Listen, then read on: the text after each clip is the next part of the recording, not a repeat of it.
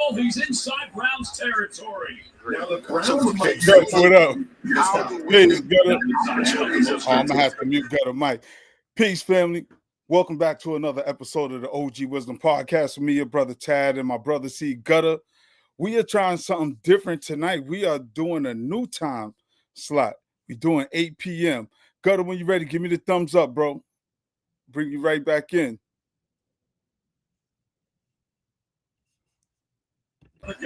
Gutter, can you hear me, bro? Yeah. All right. I hear your background, so I had to mute it for a hot minute. Yeah. You know, I was checking on my young boy Shador. Oh, no doubt. That's what's up. What's going on, Gutter? How you feeling, man? I'm all right. I'm trying to see what's going on with this damn microphone. You can hear me? Hear you loud and clear, bro. All right. Well, fuck it. Yeah. we got a lot to discuss tonight, you know what I'm saying? Yeah, we got your man Trump and Bubba. Yeah. I saw that come across the desk. I was wilding with that one. And then, you know, I was checking out I do Wack 100 talking about Max B didn't have a real impact on New York hip hop. And I'm like, that's where the West Coast dude talking about New York politics. You know, we pretty much stay out they stuff. You know what I'm saying? And also the dope interview that he's a record exec that he can explain shit.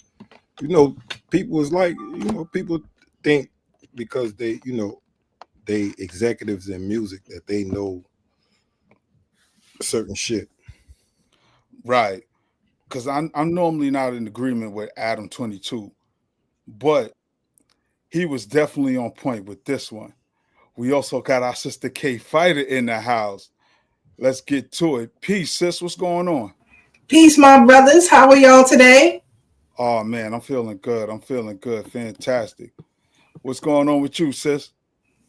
Getting ready for this season coming up here with the family and everything. A lot of prep going on over here. Yeah, you just sent me a text not too long ago with some saddening news. You want to share with the family? Yes. I received word today that Jamil Abdul Alameen, better known as H-Rap Brown, has transitioned today. No doubt. Rest in peace to our brother H-Rap Brown, who was definitely a freedom fighter in the 60s. You know, what was the name of his book again? Was it Die? It was Die Nigga Die, right? Yeah, I think that's over there on the bookshelf too. And he was him and Kwame Ture was originally with Snick, right? Yeah, Kwame Ture, back when he was Stokely Carmichael. Yeah, for people that don't know, Stokely Carmichael. No, they both came up under Ella Baker. Remember X Clan? Yes. Stokely Carmichael. H-Rap Brown. Oh man, rest in peace to Professor X, man. You know, a lot of times with our freedom fighters, folks try to tarnish their image, because I know when Professor X transitioned, right, Gutter, a sister had made some allegations against him, but this was after he transitioned, you know, heavy drug use and SA abuse. And I don't know how true it is, you know, but, you know, we don't support that, but we definitely support our freedom fighters and folks who try to liberate our folks by any means necessary. Well, people got to understand, like, even though somebody might be in the struggle and meanwhile, everybody got their own demons. That's a fact. We all human. Got faults. Everybody got faults, my nigga. You know what I'm saying? Nah, that's a fact. I mean, look, Huey got caught up, you know, on the substance. So, you know what I mean? Yeah. So, you know, we gotta understand that our people is human. We gotta understand more than anybody. Yeah. You know what I mean? Because, you know, the them clear people will definitely paint them in the worst imaginable light unless they can use their name to benefit them. Yeah. Like if you notice, like all the white people say is judge people for the content of their character, not the color of their skin. Like they didn't flip that whole saying. Yeah. You know what I'm saying? Like you call, like if somebody call a white dude a racist or a white woman a racist, that's the first thing they're gonna say. But Martin Luther King said this, that, and the third. So you know they're gonna colonize everything. See, they already colonized woke. Yeah, they can have woke now. you got niggas saying shit like, oh, that's that woke shit, and they don't be aware. It's like, you that dumb, my nigga? Yeah, it's crazy out here now. But speaking of craziness, Bill Clinton, the allegations of Bill Clinton and Donald Trump. Sister K Fighter, have you been checking that out? Have you been following that piece? Actually, I have access to the files, so I've been going through them. Oh shit! I got all the files. You know, I got it. That's why we rock with you heavy, sis. So I was going through some of them, but I did see the email where his brother made reference to him and Bill Clinton. But did he say Bill Clinton or did he just say Bubba? He said Bubba. His brother came back and said the Bubba he talking about ain't real Bill Clinton. So he's still saying the nigga's top is something wrong. Yeah. That's a real, yo, that's real. He's a real head of state. Yeah. That's real head of state. Look. And don't Bill Clinton live in Harlem now? That's on y'all. The Harlem folks, right? Yeah, we BK over here to the heart. But now I was wondering, right? Because you know, we always hear these people got to do all this crazy stuff inside the political arena, whether we talking about the New World Order, Illuminati, the rituals they have to do. We always talking about them in the music industry. But the first time I heard about it was in these political arenas, especially when, which was that island they used to go to where they worship the owl? I forget the island. Chad, if you know, put it in the chat. There's an island they used to go to. It's in North Carolina, Bohemian Grove. There you go. Thank you, sis. Bohemian Grove. That's it. Where they light the bonfire, get butt ass, and dance around a effigy of an owl, of a gigantic owl. And remember the skull. You got the skull and bones, all that shit. Right. All of them meet out there in Bohemian Grove. So you know they've been doing some wild shit. Like all that shit is like weird. Let me just say it like that. It's like just some outlandish shit. Well, you know, when you study a lot of their history, it's that deviancy is embedded in their culture. That's why, you know, a lot of times we try not to use the word mentor, because when you know what the word mentor mean, when you know what they did in the gymnasiums and all that crazy stuff, it's even when you learn the story of Zeus and Ganymede and Plato, you know, when you study who all of these people were and their thoughts and philosophies, even when you come to the quote unquote father psychology. See, this is what you got to remember. Actually, Zeus and Apollo is not even originally Greek gods. They got all their gods except for Poseidon from Africa. Right. So the gods only is them niggas' nature. Yeah. When they represent them. Zeus was Zeus Ethiopians. Right. Until they got their hands on it and colonized it. No, even during their time. That was his name. No, but I'm talking about how they represent them now. No, I'm not disagreeing with that. I'm saying how they represent them now because here's the thing. You got to remember that's not Greek time. Right. How they represented them afterwards. Because, you know, Greeks had, you got the Pelasgians, which was their background is African. You know what I'm saying? You got the Etruscans, who background is African. If you go into their DNA pairs more with West Africans than anybody else on the planet. Right. I mean, not on the planet, than in Europe. Right. I'm talking about the myth of that's the myth. The myth. That's what I'm saying. The myth originally comes from Africa, But then once they had the iconoclast era, is when they start switching everything up and start taking the blackness out of everything. That's when everything switched up. And that's the part I'm talking about. That was like 1,000 years later.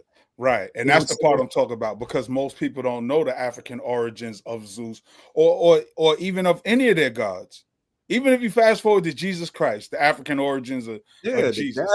Like it's African origins to everything. Because the point I was going to make was that one of the most famous stories about Zeus is Zeus and Ganymede. So when they colonized it, they made him a pedophile. They made him a pedo. You know, the whole story of Zeus and Ganymede is him being a pedo, snatching little dude up to Mount Olympus, just smutting them out. So I know what you said, Gutta, but how they, when they co-opted, they put their cultural deviance on it. Even the Africans back then is like, yo, you can't take them serious because they language can't understand ours. Right. You know what I'm saying? So they're gonna take anything we say and fuck it up. So when we talking about this, we're looking at the politicians of today. Unless they talking about straight math and science. That's the only thing they could, you know what I'm saying, connect with. Anything as far as philosophy, which comes from Africa, they turn it and twist it and fuck it up. You know what I'm saying? And then, you know, they got their own personal predications. You know what I'm saying? They like young boys because that's where when people call a platonic relationship, people don't realize that's grown men with young boys. Yeah, they named it after Plato because he said that's man's highest aspiration. They're like, Plato, you wild.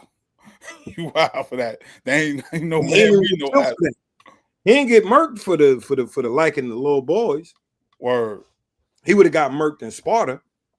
Right. Sparta is only one, like they had city states. One city is its own little country, but they all Greek. Yeah. Yeah. And I bring it back to Trump and Clinton and yeah, whatever bubble they talking about. And Putin. You gotta remember, he said, ask Putin if he got the pictures. I see that part. Sis, you got the files. What did you come across so far that look crazy? The images. I'm going through it because there are bookloads of images that I was going through. Just a lot of them meeting with such young girls that I saw so far. And definitely Prince Andrew is in a lot of those photographs that I saw so far. There's about 500 images. So I ain't get through all of them yet. But, you know, just remember that, you know, the first governor of New York, you know, because New York and New Jersey shared the same governor. And I think his name was Lord Canterbury. He was a cross-dressing man, you know. Right. When you look at got a few of them. Oh yeah, a lot of them. And then there's an event that they have during the conventions. I forget the name of the event, but a lot of the men in politics come to that event dressed as women. There was a skit on Saturday Night Live with Rudy Giuliani dressing as a woman. So this is nothing new. They actually have an event where a lot of political bigwigs dress up in women's clothing. Right. And we saw the one with Rudy because they were just mocking him on Saturday Night Live. But here in New York, we saw the pictures from the actual event. And this is something. Then he also got the freak joint where he on video where they taping him. Who that Rudy, right? Yeah. Yeah. Yo, this is the dumbest. Like he married his own cousin. So, you know, that's right. This is who they are. Well, you know, his first wife was his cousin. The same with Jerry Lee Lewis. You know, this is who they are. This is nothing but white sex. Yeah, they quit. They quit to talk about us. Right. They quick. They can't wait to they first two names.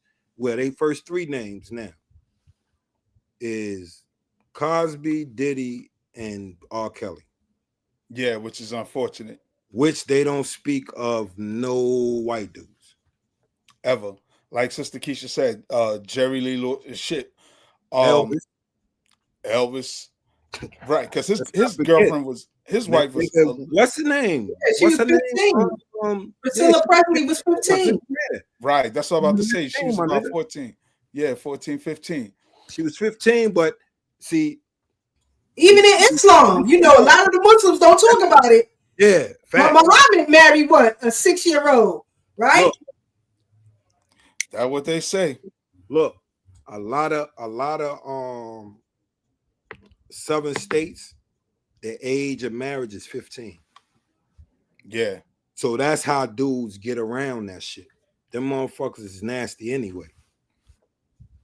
Yeah. Like, how you gonna let a 15-year-old like I understand the cultural aspect at a certain time, but we not in those times no more, my nigga.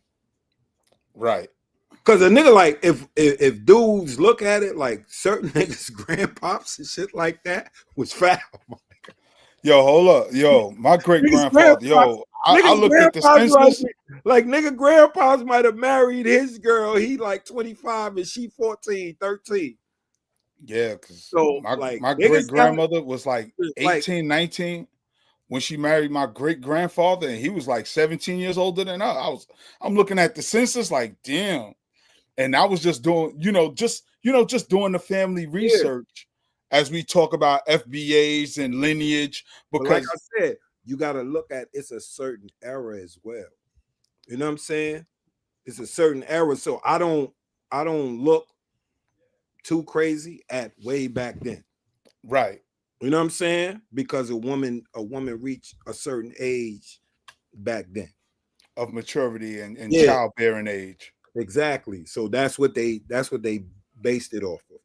But yeah, New York said Woody Allen too, and I remember that was in the early 90s when he had his 80s, my nigga.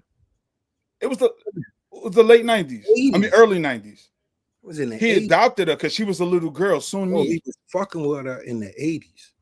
This is like 88, 89. Well, how old was she back then? A teenager. It started prior to that. And people forget about his biological daughter that he was messing with when she was like 4 or 5 years old. And she has a book out about that. But I beg to differ. Being a female, I don't care what nobody say on any time or period. How do you justify marrying a 6-year-old and consummating the marriage when she's 10? I don't care what nobody say. I'm a female. Like that. But what I was saying is like when teenagers. Yeah, like 6 and 10. That's nuts. Like that's absolutely nuts. You know what I mean? But Muslims don't like to talk about that though, but I do. Yeah. Ox don't be liking that. Look, I don't think nobody wants smoke with our sister K Fighter because she always got the receipts. She stayed with receipts. I don't think people know how deep you dive into a lot of political and historical situations. You got to remember with them the clear people is like, bro, they used to give their women away as slaves. That's where Slav come from. Yeah. Yeah, all of them. Yeah, they used to they used to sell their kids, my nigga. Yeah. Yeah. Even when they got here. They was going and raiding and all that. No, they was going to cop. They just coming to cop. Like, wow. Yeah. Bro. Now I know because we've seen it. Really read history, they'll see how foul some people were. You know what I'm saying? You'll see how foul some people were. Look, you know what I'm saying? Their parents were foul. When you look at that's what I'm saying. Teddy Roosevelt, his family used to dress him like a little girl. If you ever seen a picture of Teddy Roosevelt as a child, you would think it was a girl. As a matter of fact, let me see if I can pull that up real quick. Because I tell you, Gutta, you might not have seen this. Oh, Gutta, yo, you remember the kid on Cambridge? Yeah, nigga, I did a little book report on Teddy Roosevelt. Oh, word. Yeah, I seen all them little pictures. He had asthma when he was little. That's why they dressed him up like a little girl, because he was frail and he had asthma. At least that's the, you know what I'm saying? That was what was in the book. You know what I'm saying? Right. That's what they put in the book. But they had you had the pictures and all that. Yeah, I just pulled one up real quick. And I think he got an older brother or older sister, because he's not the oldest. Yeah, this is a picture of Teddy Roosevelt here as a child. Look at that.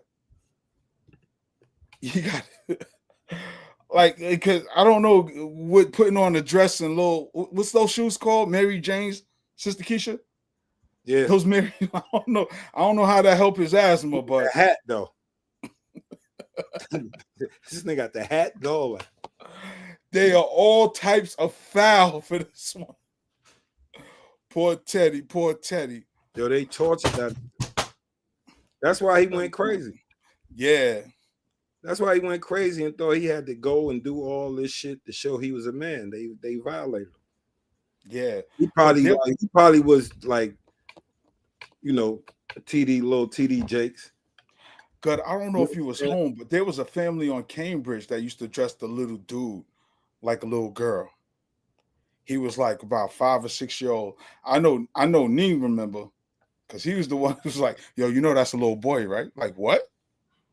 Little dude had on a dress, long hair, but it was a little boy. And it's crazy how they support this confusion. So when we hear that presidents and men of power are engaged in that stuff, I don't put it past none of them, truth be told. I don't put it, whether it's Bubba Clinton or Bubba Sparks, I don't put it past none of these Bubbas. It might have been. I don't put it past Bubba Gump. I really like you, Bubba. He was black. Really like you, Bubba. You know what I'm saying? You have good raps. Yeah, right.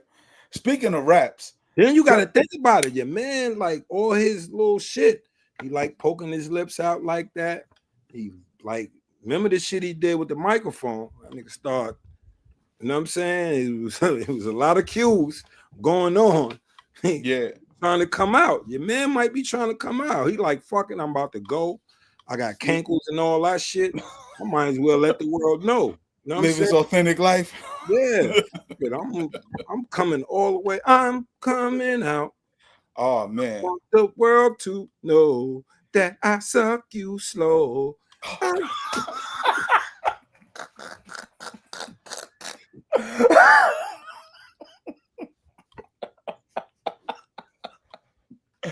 Yo, speaking of coming out, your man Will Smith's son, Ghostface son, you know, yeah. Ghostface son got a diss song against Ghost. I know, and that's crazy because Ghost don't deserve that. I hear this man bust his ass to make sure he got food on the table, clothes on his back, and this is, I don't know what straight man, like, you're gonna love your child regardless, but I don't know what dude that's gonna be very supportive of his son trying to transition. Like heterosexual men, that is not something we're proud of. That's nothing we're gonna be like, you know, son, I support you. Like, nah, bro, this was crazy. I don't support that. I just seen a clip where a gay dude got a son. He said he not ready. He was like, yo, I'm not gonna say what he said. You know what I'm saying? He said, I'm not raising no whoop-de-whoop. He said, you know, if he choose to do that, that's gonna be on him. He said, right. What I do in my bedroom, he never going to encounter nothing like that. I want him to be a strong black man. You know what I'm saying? Lead by example. You know what I'm saying? And no, but this is a gay dude. That's what I'm saying. So he was like, I don't give a fuck about this community shit, blah, blah, blah, what community I'm from. My son is a black man. You know what I'm saying? So, you know, kudos to, you know, because I understand, like, dudes, you is what you is. That's what you want to do. That's the choice you made in your life. You know what I'm saying? That's your lifestyle. Hey, Right. I can respect that. And that's my whole thing, because as a parent, you're going to love your child regardless. You're not going to agree with everything they do. Like if my son was an alcoholic or a crackhead, I'm going to still love you. I just don't love your behavior, you know. And for heterosexual men, that's something you inherently don't want. Yeah, because you'll eventually get over it, but you're going to love your child regardless, whether they're gay or straight. You would prefer that they straight because you want grandchildren. You want to continue the family legacy. You want anybody who got children want grandchildren. But it's just how society colonize our thought process and our mind. The things that we value are foreign values. That's that group's thinking. You think Sigmund Freud, right? He says every man wants intimacy with his mother. That's the craziest thing I ever heard, because growing up, I never felt that way. Ever. I mean, so, look it speaks to their It speaks to their psychology. So that comes back to when you hear emails about Clinton. Anytime you know your psychology is gonna be warped, anytime you done been taught that, you know, you better than your parents. Right. Meaning white people is better than us. You come from us. Right. You're about 3,000 years away from being a nigga. You just mix with some Neanderthals and Denisovans. Yeah.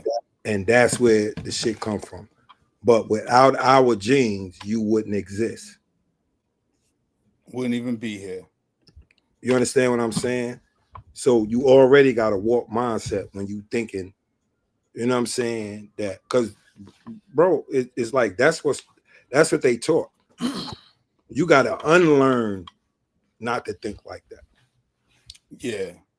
You know what I'm saying? Because that's even for some of us. Some people got to unlearn certain shit because this is what you got taught in school. Yeah. Deprogram your mind. Because as we fast forward, we see people are becoming more and more bugged out. Anywhere you go on this planet, the oldest people was niggas. That's what you learn. Yeah. Yeah, start there. When you start there, that's why everybody mad. Yeah, because the deeper they go, the blacker it gets. Yeah, the deeper. Yeah, so now it shows that none of y'all really have history. Yeah, history other than what they made up. Yet history is tied through us, directly through niggas. Yeah. And being that, you know, we went through the Ma'afa and encountered what we encountered, now that we're at the bottom rung of society, no matter where you go, if you expose that, then all that shit come crumbling. Yeah. Your man shot at you. Your man in New York shooting at you, Gutta. I'm the oldest nigga.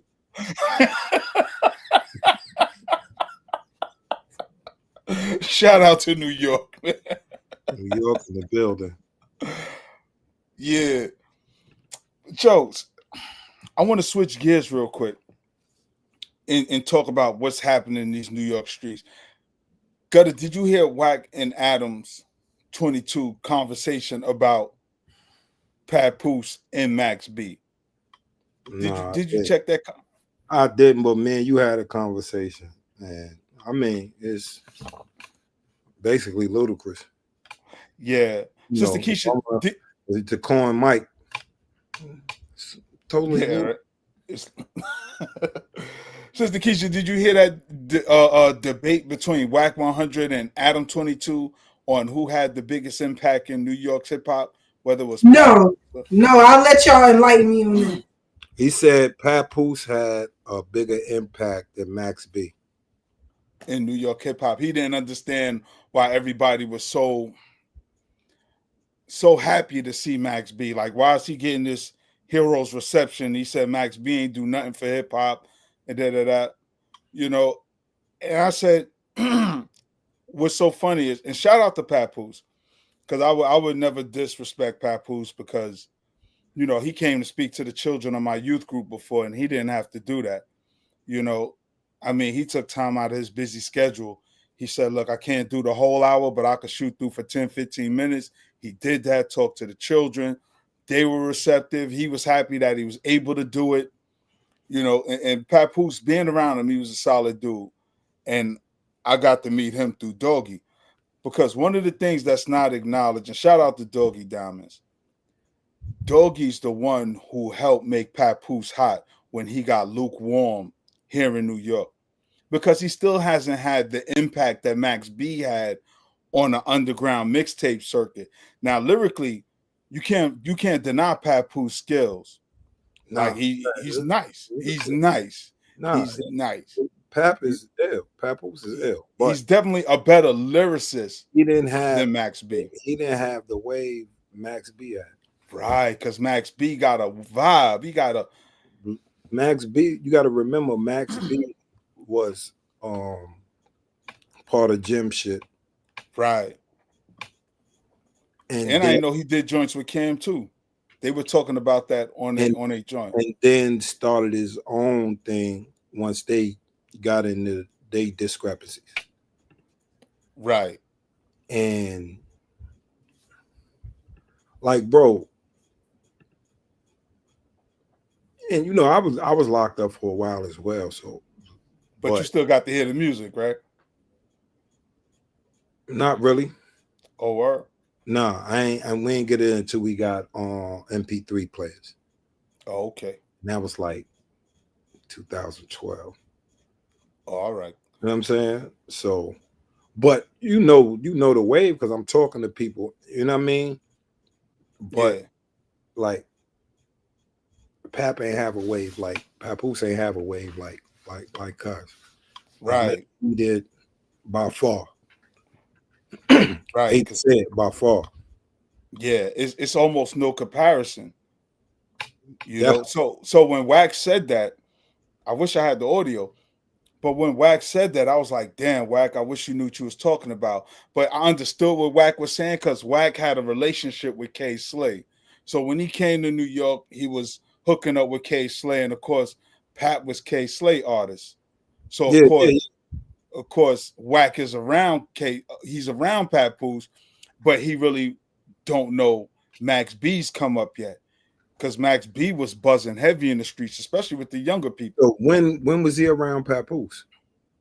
He said like 08, 09 back then. And you comparing him to Max B at that time? Exactly. All right. Name a Papoose song that you can really remember from that time. Most of them I'm going to say is Alphabetical Slaughter. One of my favorites is Law Library, but that's because we did the ABCs and all that. All right. See, people got to understand with hip hop.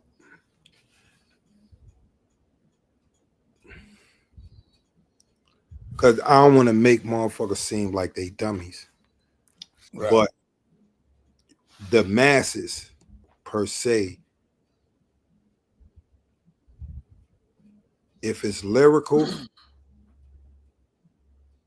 it got to be on a fire beat. You know what I mean? And it got to be something that somebody, whether it's a party joint, where you know what I'm saying, in party mode, or he's talking about incidents, or like he got a story. Right. You know what I'm saying? But you just, like, it ain't too many dudes can just get away with that. With being that. You know what's crazy? Because I think Big was actually the best to do it. Because like lyrically, he's nasty, but he knew how to make songs. Yeah, that's what I'm saying. Not only could he rap. A lot of dudes couldn't do that. Like you either just a nice MC or you can make a good song. A good songwriter. Like you take Master P. Great songwriter, my nigga. Who's that? 50. Oh, great songwriter. Yeah. Because he can't battle nobody. You know what I'm saying? But he's not one of the top lyricists. Right, at all. And that's what I was gonna say about Master P, because they make some dope music, Yeah. But they ain't no battle rap. They ain't gonna say no shit. They ain't them dudes that you gonna be whining and be like, yo, did you hear what he said? And blah blah blah blah blah and do to have too many quotables. You know what I'm saying? Right. But like, bro, and this is like I said, this is no disrespect to Pap, because Pap is a hell of a rapper. You know what I'm saying? Lyricist. Yeah, definitely. Definitely. Like anybody say he not is a liar. I haven't heard any songs from Pap. You know what I'm saying? I haven't from Papoose. I haven't heard any songs where I could say yeah. So that's my thing. You know what I mean? Hold on, yeah. Now I agree with you 100%. And since you said that, I'm about to put you in a hot seat now. You ain't got to answer this or not. What? Because I definitely want to go into Max B being on Talk with Flea with Mason Cam. That was a dope interview, I think. But we talked about rappers doing podcasts now. With Mano and Dave East and Jim Jones and Fabulous doing a podcast. Do you think they're doing it now because a couple of the artists didn't have their big songs yet? Because a lot of artists that I see nowadays, and this is just my opinion, I see them more as personalities than artists. I don't hear the big music coming from them where you be like, damn, this is song, yo, that song, such and such. I'll be honest with you. That's what it's been for probably the last 25 years. But nobody talking about it. You know what I'm saying? It's like artists are more personalities than artists. Not saying that dudes are not artists. No, I know. Yeah. But it's like I said, we got to understand it's a business as well. So people understand that, yo, the personality sells just as well as my content as far as music. Because I can get a broader audience. I can get in the TV shows. I can get in the movies. I can, you know what I mean? So artists learned that. You know what I'm saying? Yeah. Because you had the LLs, the Ice Cubes, the Pocs. You had these dudes, the Ice T's, these dudes that was venturing out in the larger, you know what I'm saying? DMX. Yeah. In the larger DMX. Yeah. You know what I'm saying? You able to expand your range in the larger because of your personality. Yeah. You understand what I'm saying? So artists understood that and the companies understood that. So they would deal with a dude that may not be a top lyricist, you know what I'm saying? But he has the personality that people is going to gravitate towards. Yeah. You know what I'm saying? Yeah. Because what I see, a lot of artists supposed to come in and make music, but they're not even making music anymore. So it's like, how do I really call you a rapper if you rap, but you not like it's me and you knew Big now, bro. Right. Because we knew Big was just a dude in the hood. Like that was your young man, your cousin, your little cousin. That was just a dude I grew up with around the corner. But we always knew if he had the shot that he would blow. And I didn't know that he would transition as arguably one of the greatest rappers to ever do it. And why I say that, right? Because Big got personality. I see that in Max B. Max B, he could rap, of course, he's no Biggie, but he can hold his own on the mic in terms of making a song, and he got this personality. So when I saw him on Talk with Flea, him, Cameron, and Mace, their conversation was flowing because they all grew up together. And he was talking about how Mace held him down. Mace was a real humble dude. He said one time Mace gave him $100. He saw Mace. Mace started switching cars. Say it again. He thought the $100 bill was a coupon. Yeah. Mace had his song. Exactly. The Big Faces first came out. Yeah, I saw that. Yeah. How was it for you spending a lot of time with Mace? Like Mace's personality? Because I'm always say when Mace and Cam was beefing, I wanted to see them work it out because I always seen them as brothers. Listen, Mace is one of the first people that I learned that from. Even really Big, but then Mace like basically said it. You know what I'm saying? He was like, you ain't got no personality, B. Yeah, he told me that literally. You know what I'm saying? He Yeah. said, yeah. He said you gotta have a personality.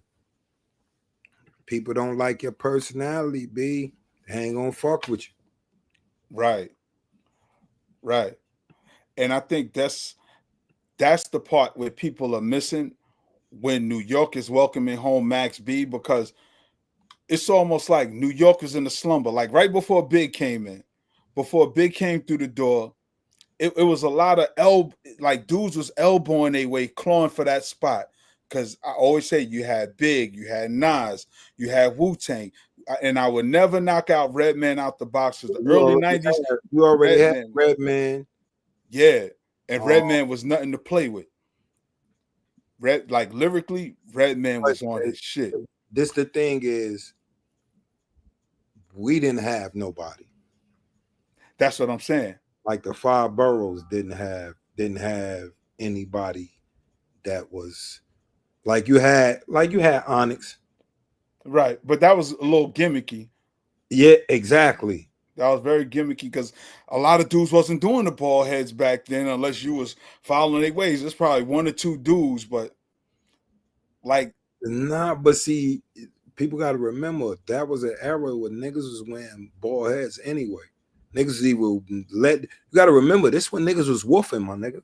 Yeah, that's what I'm saying. Niggas wasn't even, you was either woofing or cut it all off. That was the two extremes. Niggas that had clippers out that because I was doing that. You was ball back then, Gutta. I remember you with a fade. Huh? I remember you with a fade, Gutta. In 92, 93, 94. Oh, you went ball? No, I was cutting my hair ball. Okay. I was up north. I would let my shit woof, let it grow for like 6 months, and then cut it all off. Yeah. That was my regular routine.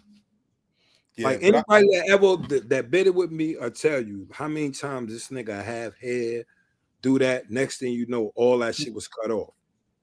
Yeah, like, I ain't having no problem with not having no hair because, bro, that shit is too much work, my nigga.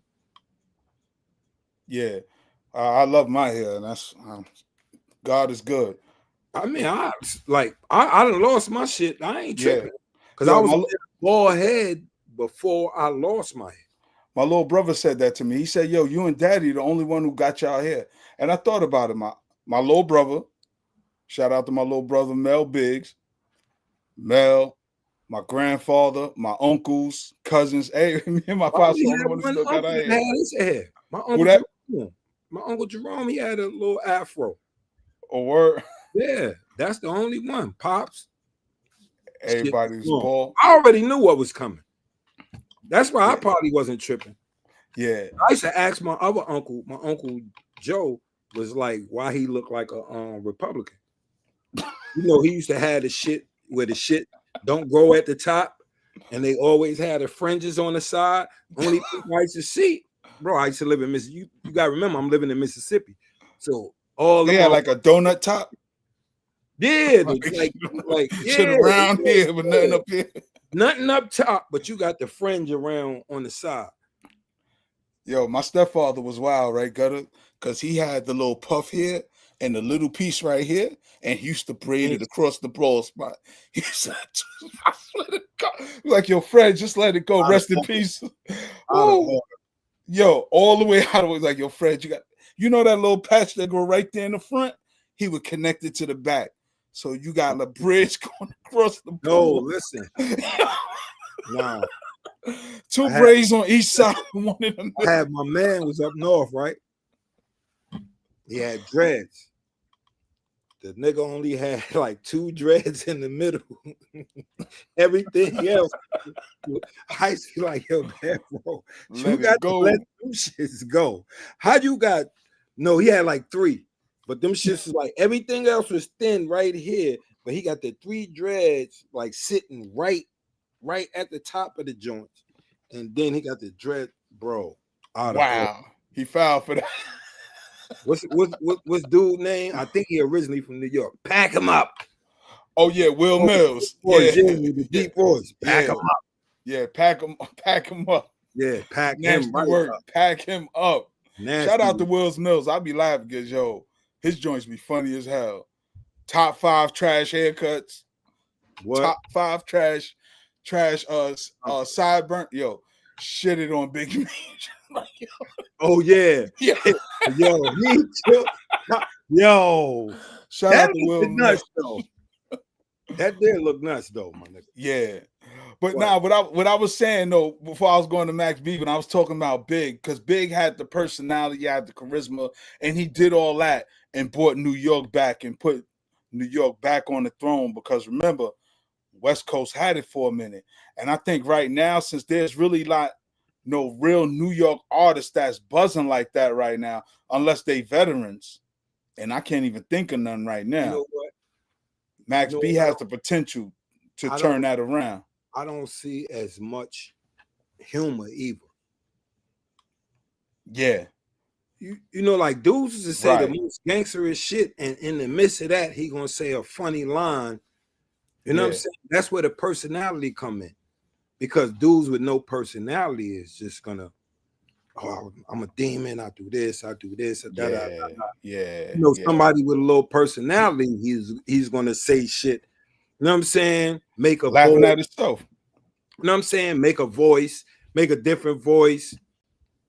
Yeah. Or do like Big said. If Faith had twins, she probably have Tupac's. Oh, no, get it? You know what I'm saying? Like him, him, Nas, Jay, Buster, Redman, Meth, Ghost, all these niggas gonna say some humorous shit in the Ghost said he had the piece about the size of Little Maurice. The only thing I always kept thinking is like, is he talking about the size of Little Maurice piece, or is Little Maurice the dude? Little Maurice he had a King Tut piece about the size of Little Maurice. Little Maurice, like god damn. So that's Maurice is little, but the piece is big. Yeah, that's what I'm saying. Yeah. Nah, Ghost is a dope ass MC. Ghost is a dope artist. No, but that's what I'm saying is like that humor, that humor that's in rap. You know what I'm saying? Even like, you know, some of the shit that be humorous, even with the young dudes that take these little R&B songs and do some drill shit. The shit is inappropriate. Yeah, but it's a couple ass man. That shit is hilarious. I ain't gonna lie. It's inappropriate as a motherfucker, but that shit is hilarious. That shit. But that's what young people do. From the shit from what's her name? Fantasia. Yes, that's the song. That shit had When me. I See You. Yeah. That When I See You joint. Talking about running down on the ops. Yeah. That shit had me crying. I was like, yo, ain't no little nigga supposed to be doing that. But I just think about all the little nasty shit that we like. Most of the time with us, it would be some freaky shit. Right. Like we'll take a song and say some nasty shit. Because you know, we outside doing shit. You know what I'm saying? We might do something, the dude got bust in the head, or like we'll sing a song, take an old school song and be ranting on a nigga like you got bust in the head, blah, blah, blah. You know what I'm saying? Shit like that. But that's what the youngsters do, man. Yeah. But we did it. Yeah, we just wasn't to the degree that they was talking about. Right. Because like you said, it was local, on the block, bugging out, joking. And we gonna if like say we really sit there and make a song, it was gonna be some nasty shit. Or something funny, like Big did Player Hater. Player Hater. But that, you know, that's they talking about a robbery. And right. Like I said, other than that, flipping Hey Love, we'll be, you know what I'm saying, saying some shit about getting some girls, getting some, you know what I'm saying, get some head or something. But you know, the nasty shit back then was getting some head. Yeah. You know what I'm saying? In our era, that would be the shit that the dudes would be talking about. Right. And now with these loose chicks, they ain't even nasty no more. Yeah, they talking about clip or something. Yeah. It's just crazy out here now. So with Max coming home and all the love that he getting, how you think is making Jim feel right now?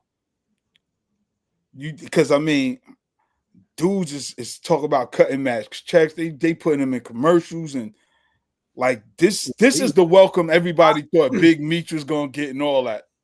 I think Well, you got to remember, Big Meech wasn't an artist.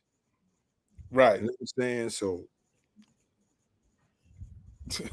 Calgon shirt. It's your man, New York. this nigga said Calgon. Yeah. Yeah, but I mean, just for dudes coming home, a rap artist. You know what I'm saying? You know what I'm saying? Like he was a crime mythos behind. You know what I'm saying? It's a different thing. But he might be a little salty. You know what I'm saying? Yeah. Look, but if he like, because you got to remember, niggas really fucked with each other. Yeah. So it might be like you salty on the outside, but like deep down, it's like, damn, I'm glad this nigga is. You know what I mean? That's how it be sometimes. You might not, you like, especially if it's you and a dude that used to be peoples. Right. It don't never, like, at least in my estimation, you never want a nigga, you know what I'm saying, unless he really did something. You know what I mean? And something super foul. Yeah. And like yeah, because I you know, we talked about this before, you know, just dudes learning how to coexist. Not saying everybody got to be buddy, because like I said, I always say I'm happy to see Mace and Cam put their grievances behind them, because even when they was beefing, you think Jim was going harder at Mace than Cam was. They wasn't beefing. Who, Mace and Cam? Well, they public disagreement. Yeah, they public disagreement. They had a disagreement, and it was Jim beefing with Mace.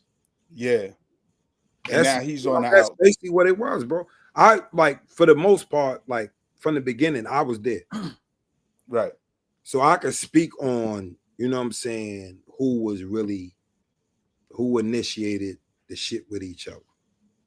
It was Jim and Mace. It was, and like, in his defense, it was, you know what I'm saying, I guess for the honor of my man. You know what I mean?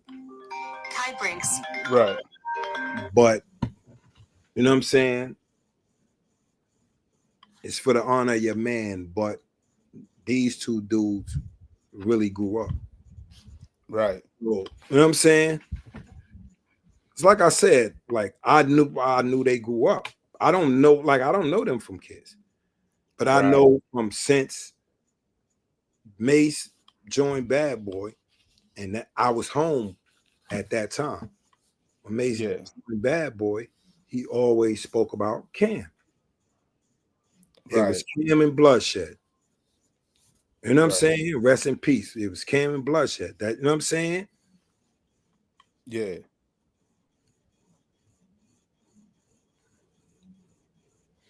When like, you got to remember, he brought him to the crib. This when I was home. Then I got locked up like a little bit after that.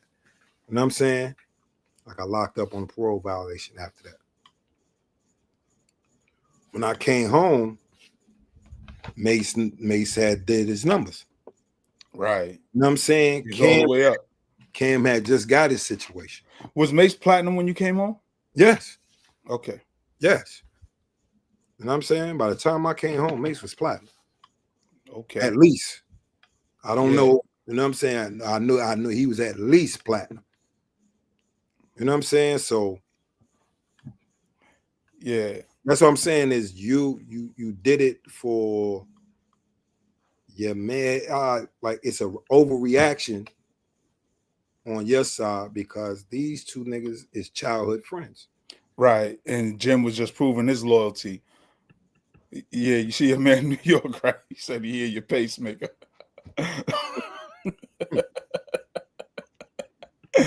Yeah, no, I you know why? Because I like to see black men get to the money.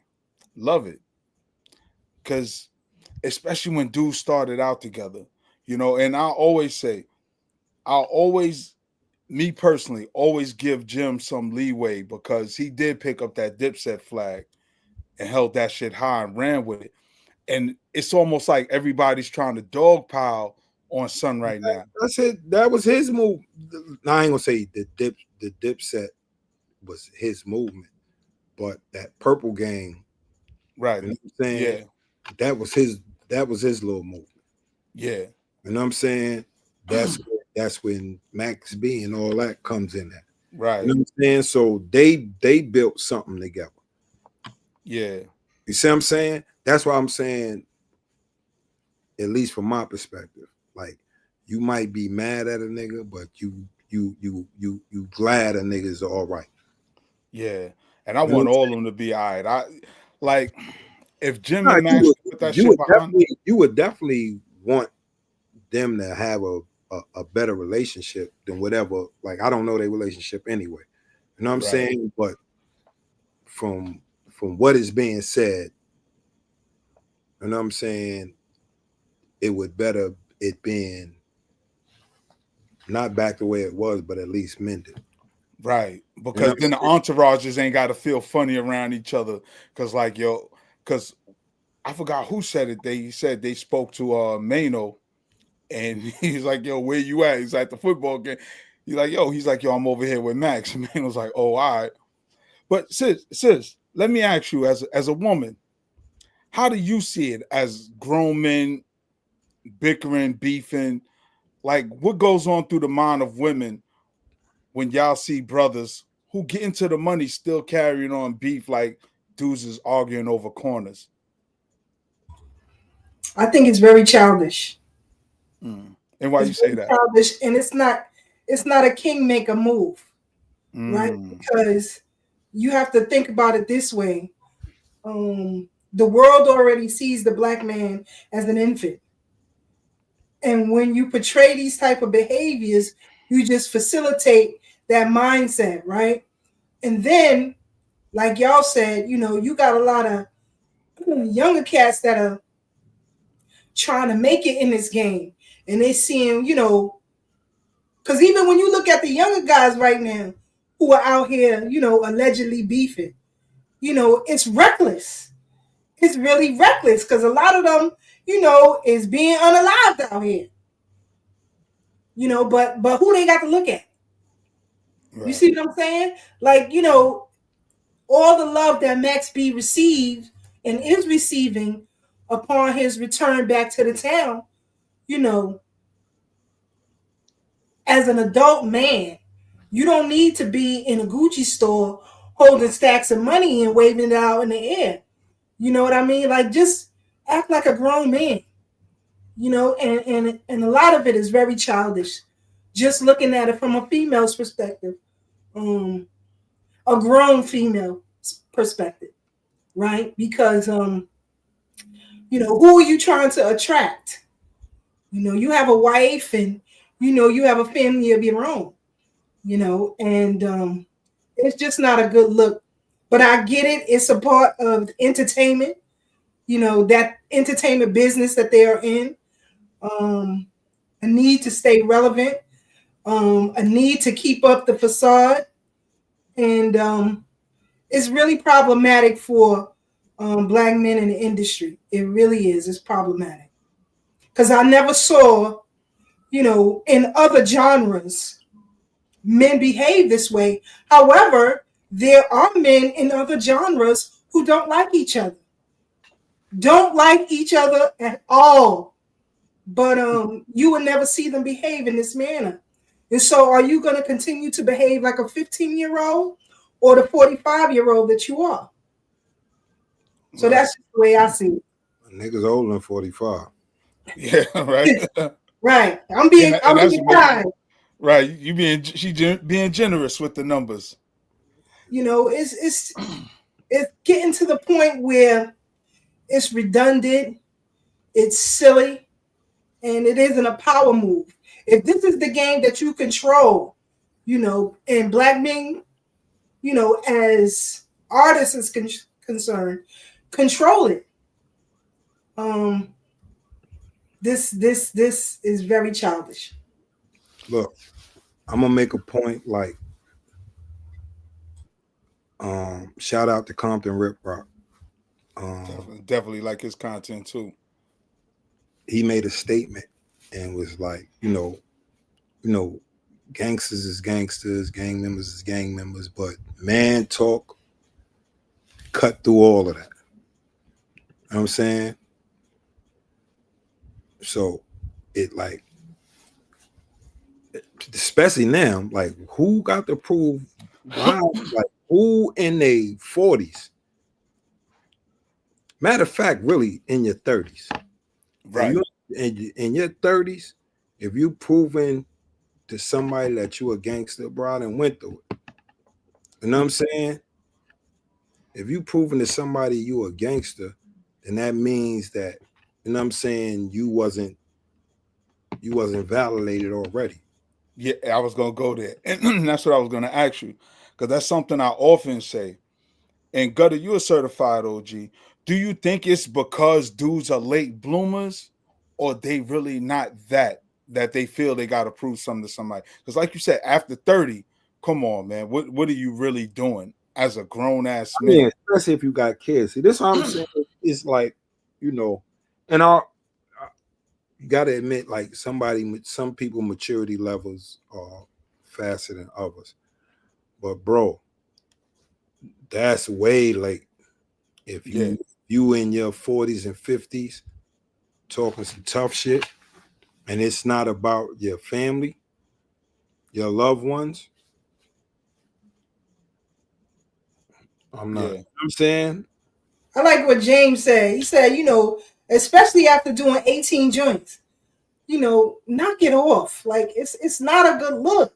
Right. It's not a good look. You know, even in the interview that he did. I haven't heard him say anything like bad about because he's not he's really not saying nothing negative. But I get what our sister talking about, just the behavior of how you show up, like somebody who never had nothing. You pulling out, because I was sharing this, and I'm gonna give you the mic back, sis. I was sharing with somebody recently that when I was of the ignorant mindset, I got a few grand. That's all the money I got. I'm outside with that shit in my pocket. All the money I got, I probably got 1,000, 1,500, maybe 2 bands. All that's in my pocket. So on the street, it look good. You could pull out 2 G's. But if I lose that money and get robbed, that's it. That was, at that time, that was literally all of my money. And I thought that was big money back then. So I get what you're saying, that little dude behavior, because I was probably late teens, early 20s back then, you know, thinking that was real money, until you really got to pay bills and learn you need that every single month plus some.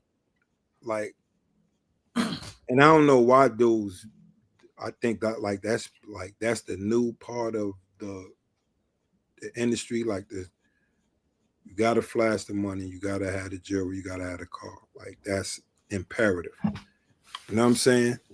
Yeah. So which is foolish in hindsight. Yeah.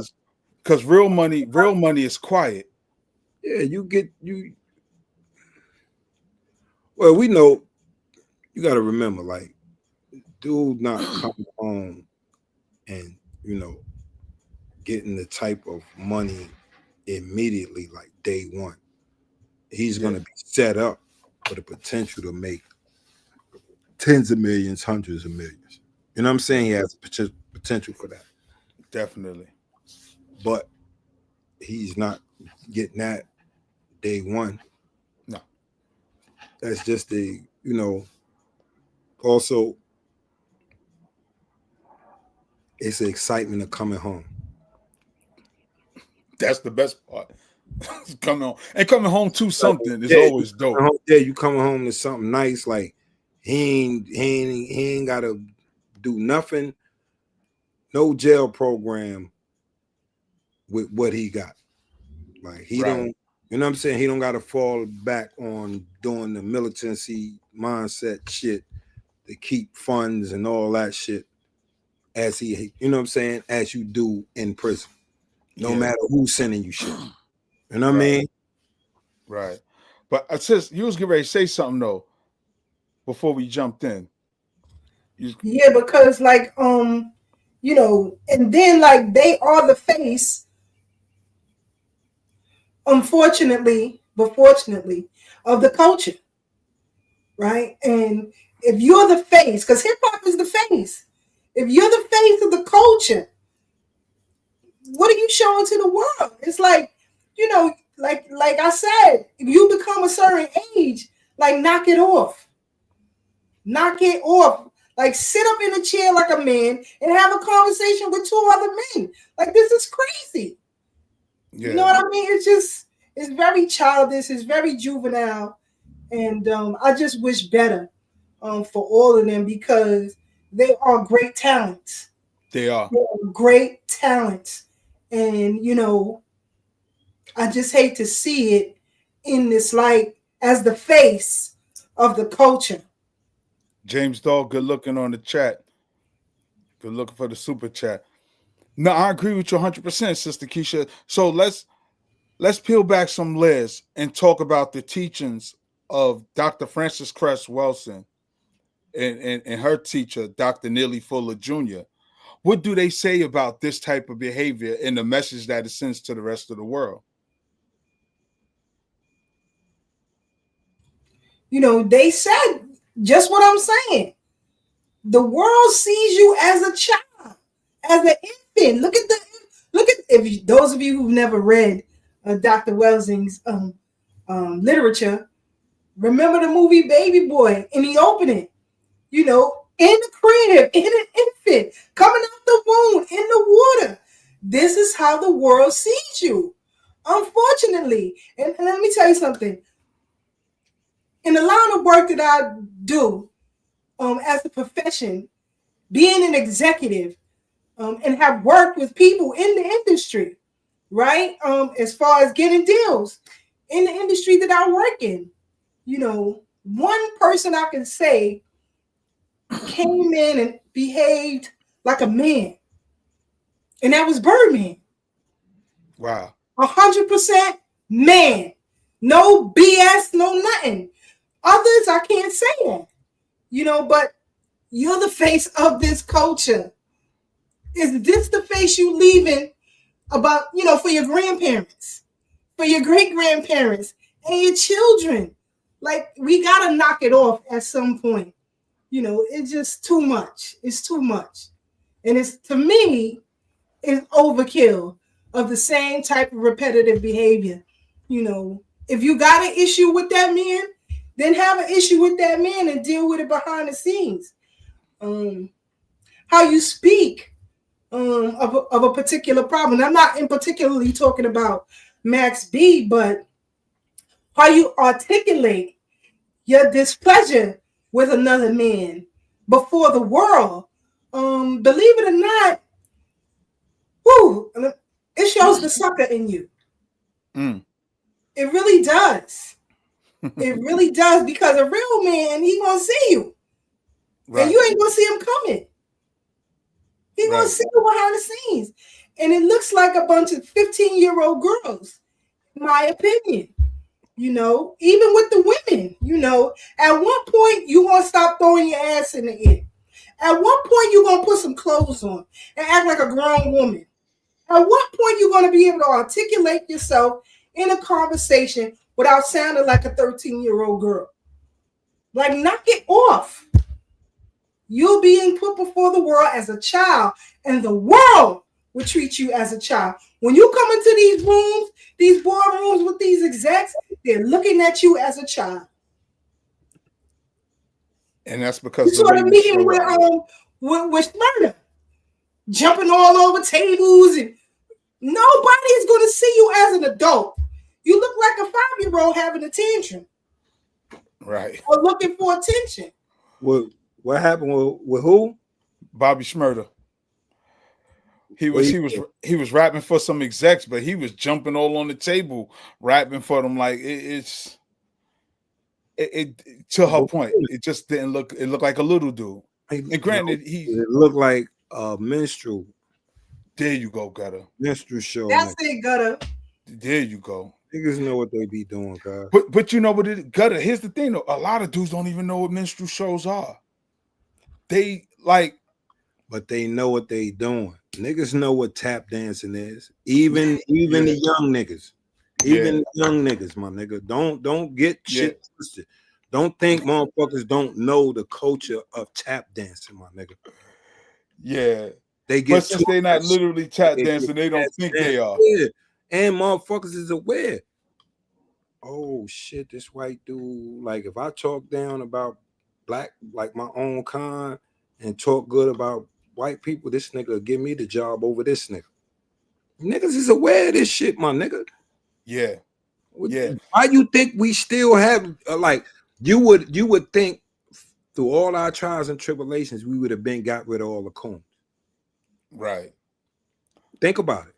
But niggas see the potential to benefit. Yeah. You know what I'm saying? Yeah, just by selling out. Yeah. But then because it gets crazy. Perfect example. You see Nicki Minaj was at the UN talking about Christians in Nigeria. Right. What you doing at the UN? Right. What the fuck? You're not even a citizen. She's not. No. I mean, I know she's It's an illegal alien. Wow. Well, pack her up too. Pack her up. And she talk about like she wants some anti-Muslim shit, which like I don't care for none of the religions. You know what I'm saying? Organizationally, because all of them impress our people. Right, all them westernized. You know all those organizations have oppressed our people. Organizationally, why? Mm-hmm. Right. You see, that's why they call on people like Cardi B or Nicki Minaj or Meg Thee Stallion or whoever. They calling on entertainers to represent us. That's insane. And Malcolm spoke about this years ago. For the world is that this is your representation. You guys are the leaders of the culture. Why y'all think niggas be thinking that's all niggas is? Right. And that's what I'm saying. Like a lot of these people can't study because, and this is no disrespect. Rest in peace to Dick Gregory. If somebody was to call me to speak on a panel about being an artist or the hip hop industry, I would say no, but I can get you in contact with C-Gutta though. Right. You see what I'm saying? They don't have the intellect to say, hold on, you didn't even talk about what? Let me get you in contact with somebody else. Yeah. You know what I mean? It's like a child that thirsts for attention. Yeah. It's crazy. And sis, it's like when I got plugged in to speak with Dr. Arikana, I was like, hold up. I got somebody better than me. They was like, somebody better than you. She said, yeah, my sister Keisha. And we went to Queens and Sister Keisha tore it down. They was like, you're not going to speak? I said, no, but let my sister do this one. And they love Sister Keisha, you know, and as time went on, things went on. And Dr. Arikana, she was the spokesperson for the African Union at the time. And, you know, she gave them some fever for having Bill Gates come and be a keynote speaker out there, you know, and she was just talking about unifying black folks. I'm sorry? And Israel, yeah. Yeah. You know, but matter of fact, because she wasn't there no more, but she spoke out against it. And I think it was the dude from Mozambique, Rwanda, and another spot that was like, yo, how is y'all having these, like, this is not, they not part of the African Union. Right. And you know what I'm saying? And and South Africa was the top one. You know what I'm saying? They end up kicking her out in the long run. But she was her, Malema, and a few other people that was no longer, like she was no longer, but they was having, and another professor,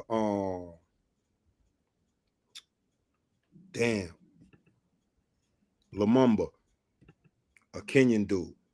You know what I'm saying? Okay. They was going around speaking and was like, yo, how is y'all having these people that's not even African come and sit and have a voice in the African Union? He said, the more we tell our business is the more we get fucked around. He said but he was speaking like African Union is just, you know what I'm saying, a Western, a weapon propaganda arm. him. And that's pretty much what it was. That's what it became. Yeah, she was saying that. But yeah, and like this is how they propagandize us when the companies push out a narrative. And that's where I was going to go, because Malcolm spoke about this. Like, remember when I was Gregory and Lena Horne. Like, they don't never go. Like, this is what they do. They go off of visibility. This is what the political system uses us for. You know what I'm saying? Visibility. You trot somebody, a black person that's famous, and you have thousands of black people that can actually speak on this subject concisely, with intelligence, and articulate exactly everything that needs to be said, but they don't have the visibility of the people that they want to trot out there. Right. And you gotta have the wherewithal to be able to do that too. That's intentional. Definitely. You know what I'm saying? That's intentional, where no matter what side of where you get somebody to speak for somebody that doesn't have your best intentions at heart. Yeah. You know what I'm saying? We got, you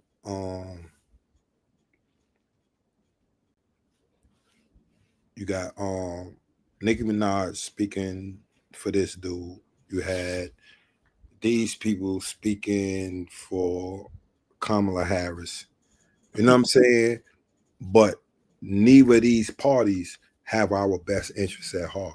Fuck the people that's actually in the party. It's the party. It's because it's governed by another thing, the Democratic National, you know what I'm saying? Convention, yeah. DNC. And you have the RNC. So these are totally two different organizations, which is two sides of the same coin. You know what I'm saying? They don't mean anything good for us. It's just what's gonna keep the status quo going. Right. And that's what they do. They weaponize our culture and our representations. Back to what you said about the minstrel show. They always want to portray this particular image to sell, not to us, because we know who we are, but to the rest of the world, to convince them to treat us how they want us to be treated. Yeah. The W people will say, look how ignorant they are. That's why I always go back to the Jim Crow laws, because Jim Crow was a fake character. He was a cartoon character and a minstrel character that they convinced the world that this is how black people are. So we're going to create laws to keep them down because this is how they behave. So you fast forward to 2025, when we using money to wave us, fan ourselves, when we act like we never had nothing, when we park Maybach in the project parking lot like we made it out the hood, but want to be in the hood. That's psychosis that's been programmed into us. But to your point, Gutta, the real people that can speak, if we're going to talk about finances, we can talk about Dr. Dennis Kimbrough, who wrote the book Think and Grow Rich, A Black Choice. He also got a book called The Wealth Choice. So when black people talk about money, don't look to the rappers. Don't look to the Cardi B's and the Max B's and that's some of the worst ones. Right. It's to your point. They put the wrong people in front of us. That's because look what they talk about. They talk about blowing money. Right. You think about a nigga says financial irresponsibility. Yeah, financial irresponsibility. Once you say, you know what I'm saying, and then if we talk politics, they never mention Dr. Claude Anderson. Invite him in to speak. If you want to talk politics, don't give me Killer Mike. Don't give me T.I. Don't give me any of these artists. Because this is why I will always hold Malcolm up in high regards and encourage people to listen to him. I will say, if an artist is actually super intelligent and can speak on that and his research, because you got some dudes that actually went to college and they really rappers. You know what I'm saying? Right. That's not the ones that got the big names or anything like that. But what I'm saying is, if a dude that's a rap artist actually can speak on that, yeah, I'm all for it. But if you can't speak on what you're talking about, then you know what I'm saying, allow somebody that really knows, or bring somebody else. Listen, I can't speak on that, but I could tell you who can.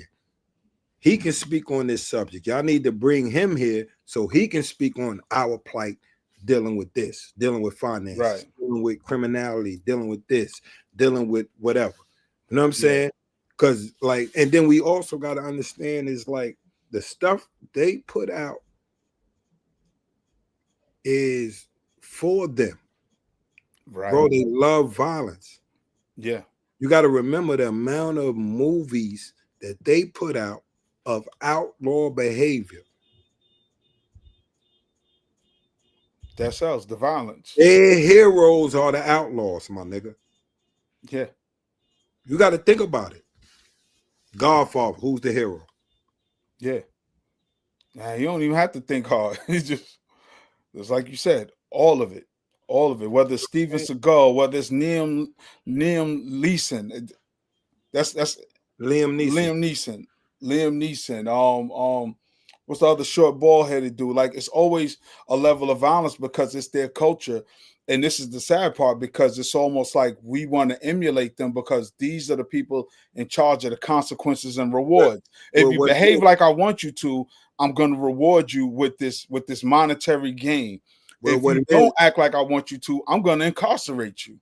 It's because it's so they bend our folks' will. Is we speak on the realities what go on in the slums. You know what I'm saying? In the places that they don't want to invest in. But what has happened is we done took us showing the realities of what it was where dudes start promoting certain shit. You know what I'm saying? Yeah. Instead of saying, yo, I did this is bad, blah, blah, blah, blah, blah. That's why I started doing this. That's why I started rapping. Or, you know, I could have been doing this, but I was doing this and da, da, da. They don't explain the situation. They just like, yo, nigga, we got this. We on this. We spinning. We dumping on this, nigga. We got some birds. Now we got bitches. We got jewelry and cars. Yeah. That's, you know what I'm saying? Black suffering is big business. You know what I'm saying? As opposed to people, like, not saying that these young dudes is not telling the realities of the hood, because they do, but it's more of a motivation to do this. You know what I'm saying? Right. As opposed to do anything legal. Right. Because again, they in charge of rewards. And I ain't had this, mama. We did this, blah, blah, blah, blah. You know, they love saying the ramen noodles and all that and shit, blah, blah, blah. And what's sad is, like, I don't remember that, my nigga. Right. And we was in a fucked up era. Mm-hmm. So I would blame that on parenting. Mm-hmm. Yeah. Like, you just got to be honest. All you can do. That's all you can do. You came up on ramen noodles, my nigga. But of course, a lot of dudes are exaggerating to sell it. Because I know in my house, they cooked. It wasn't eating Chinese. We knew when somebody got money because we could go get some Chinese food. 9 times out of 10, grandma was in the crib cooking. You cooking something in there. Mm-hmm. Grandma's in the crib cooking. Whether it's fried chicken or pork chops. You gonna cook something. Mm-hmm. Yeah.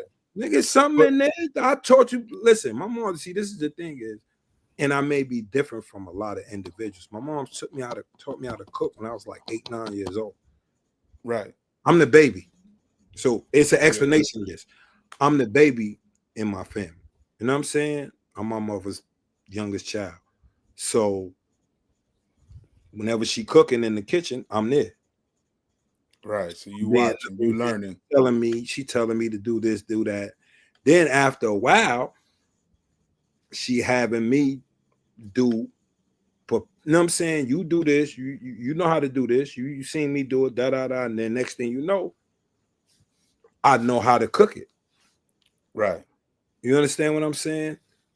Yeah. And she also was like, yo, I want you to be able to cook because your sisters might be at school. You know what I mean? You might be the only one left in the house. You know, my mom's a nurse and midwife, so she might be on call. She might have to go to work twice. She might do double, triple shift. She might be at motherfucker for 24 hours. You know what I'm saying? So it might be one of them. So I really have to cook my own dinner if my sister got band practice and cheerleader practice, shit like that. Like we did, like I grew up in a normal house, my nigga. Right. You know what I'm saying? So I had to learn how to take care of myself too. So you know what's funny, because I'm thinking of what you said, because what we're saying right now is, and it, not to move too far from the subject about Max being Papoose. I think this conversation, what we're having about the reality of Black life, is what Papoose raps about.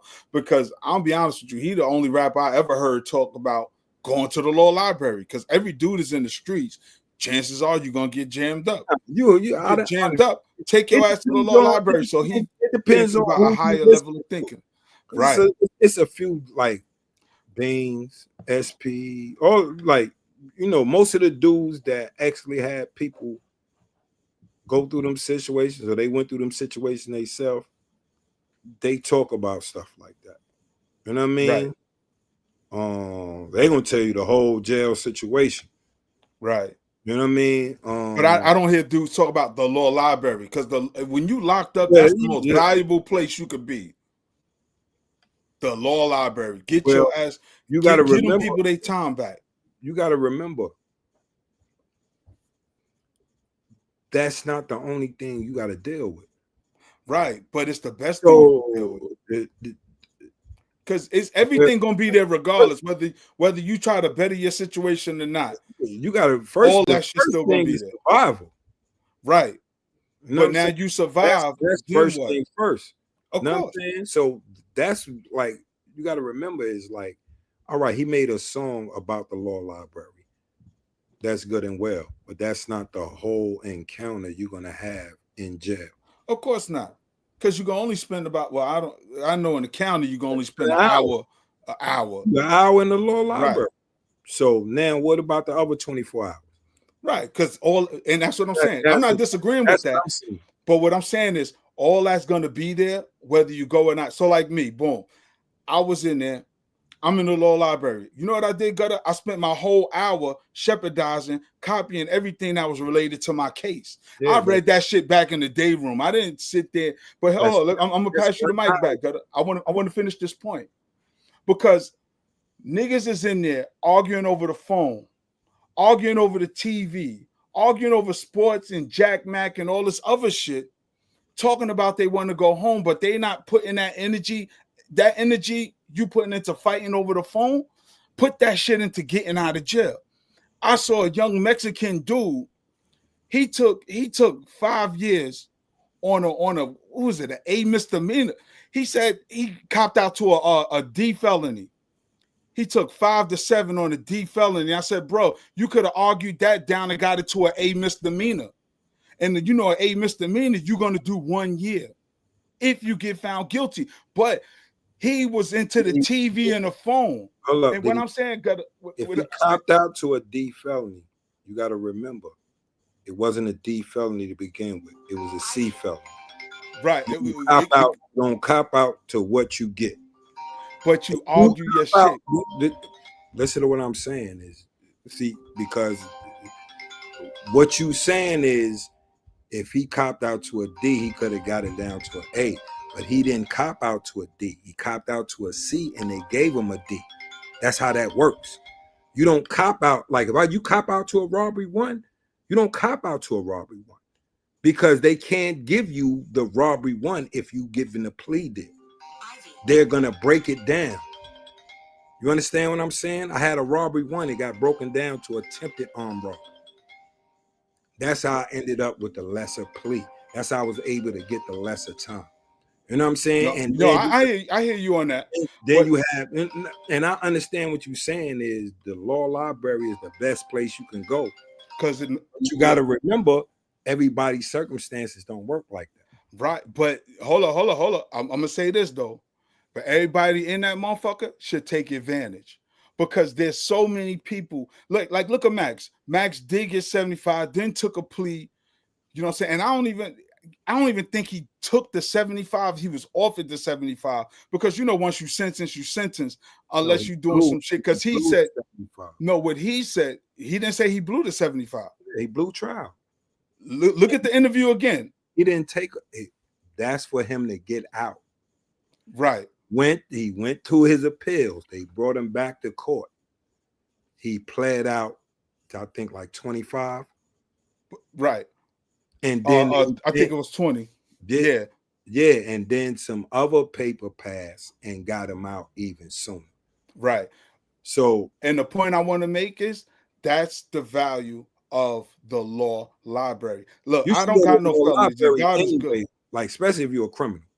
No, right. But that's what I'm saying. That's what I was saying. That like, if you're gonna play the game, learn the rules. Yeah. So, but I know a few dudes who gave a lot of time back. They got hit with a dub and a quarter, and they did 5 on separate bids. And that's because, like, I didn't know the value until I started getting in trouble.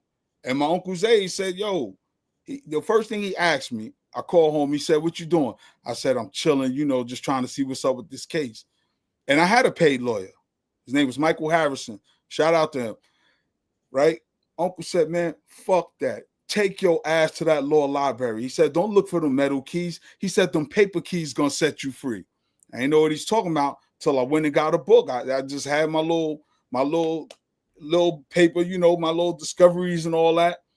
And I went what I was charged with first because I didn't even get the discovery yet. Went to the law library, talked to one of the OGs in there, told him my situation. So let me see what you got. This is what you want to look up. I grabbed the books, opened them shits. Every case had a key at the beginning, a key at the bottom. I said, oh shit, this is what Uncle Zay talking about. These the keys that's gonna set me free. And anytime I get jammed up, I fight cases, even though it may look bad. But I'm just saying this, Gutta, because this ain't for me and you.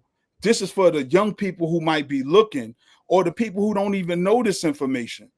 Because what I don't like to do is assume that people know what I know. So I try to share something, a little breadcrumb, so they could be like, say the nigga get locked up tomorrow. He'd be like, well, damn, I was watching OG Wisdom last night. Them niggas said law library. Let me take my ass there. They done pushed the juvenile age up. Oh, word? Yeah, they been did that. What you mean, pushed it up to what? To 19. You're juvenile to you 19. Okay. Oh, so that's good for them. That works. That was in 21. But remember, I've been staying out them people shit since the 90s. I'm trying to stay away. This is the thing. They don't get access to the law library like if you're on Rikers Island. Like Crossroads and Horizons, they don't get access to the law library. Okay. You know what I'm saying? I didn't know that. Because I don't know no juveniles going there no more. I don't be with I was working in the joint, so that's what I say. You working with the young people. That was one of the main messages that I was telling them is like, yo, make sure y'all go in that law library. And it was like, yo, OG, like they don't even let us go every day. Like they tell us to cite our case and they'll bring some papers. And I was like, so they charging 18-year-olds and 19-year-olds as juveniles now. No, housing. Oh, they housing them as juveniles. Housing. They still getting them adult crimes. Oh, wow. Yeah, so you saying they don't get access to the law library like that? No, they don't. In a little housing. Wow. Nah, I didn't know that. That's what I'm asking. I was working in Horizon and Crossroad with Giant. Shout out to Giant. You know what I'm saying? My God, yeah. I'm thinking. But who that bartender's Giant? Yeah. Yeah. Shout out to the bartenders. Yo, health is wealth. You know what I'm saying? I used to talk to the young dudes and tell them, that should be the main thing they was doing. I was like, yo, you get your mind right, get your body right. Because, we was going in there exercising with the young dudes. You know what I'm saying? Help them get off, burn some steam, and I get them doing burpees and shit like that. But, I would tell them that, and then I was informed. Then I asked the officer. He was like, yeah, like, they had a few fights, I was like, bro, that's no reason why they should be denied they right, you know what I'm saying, to fight their case. Yeah. You know what I'm saying? I don't know what happened since then, because you know, some young dudes that they was like 18, but they would start getting sent to the island, but they was like, yo, I was telling them, yo, y'all gotta organize. You know what I'm saying? In order for y'all, because some of y'all got cases, my nigga. Like all of y'all little niggas is not in here for drug cases and shit like that. Some of y'all got hot ones and shit like that. So you really need access to them law books and learn. You know what I'm saying? Tell your people and, you know, send you a Black's Law Dictionary. You know what I mean? Stuff like that. You know, that just jewels I was giving them, just fighting in that, because it's also the wording. The word is called legalese. I'm about to say we got a legal expert right here, because that's all Sister K talk is legalese. 2 4s and where 2 4s and all that shit. That shit will fuck 40 Aries, and pursuant pursuant to penal code, the difference between CPL and PL, penal law and criminal procedural law. Yeah, all of these. But also in their wording is like how they word something. Like one word will mean something that you like, you think it mean the actual word that you, but accustomed to it. In legalese it means something entirely different. Yeah, I was checking something out recently, and they were saying I think in medicine they talk Greek. In medicine they speak Greek, and in law it's a lot of Latin. Yeah, it's a lot of Latin. Phrase. Yeah, so that's super dope. Sister K, you the legal expert. Make sure you get jammed up. You don't want a lawyer. Right, you don't want a lawyer. You want an attorney. What's the difference? A lawyer is someone who went to law school and passed. An attorney is a lawyer that passed the bar exam and can practice. There's a difference. Okay, so how do lawyers sometimes you get a lawyer? You have a law degree and then pass the bar. Right. Sometimes people get a lawyer and you wonder why your lawyer ain't coming to trial, because they can't. Right. They'll have somebody sit first chair, who can actually practice. Because there's a difference. So got to be smart about that. Yeah. So now how do people distinguish the difference? Because somebody could just like, yo, you a lawyer, because that's one of the first things they ask you when you get locked up is what's your highest level of education? So they know how to manipulate you. You have to get an attorney at law. An attorney at law. Yeah, and see, these are the things that young people don't know, and this is why it's important for the artists to constantly make these things known. Again, that's why I brought up Papoose, because he was the only artist I really heard talk about the law library, because it's going back to something you were saying earlier, Gutta, about them manipulating the artists of today.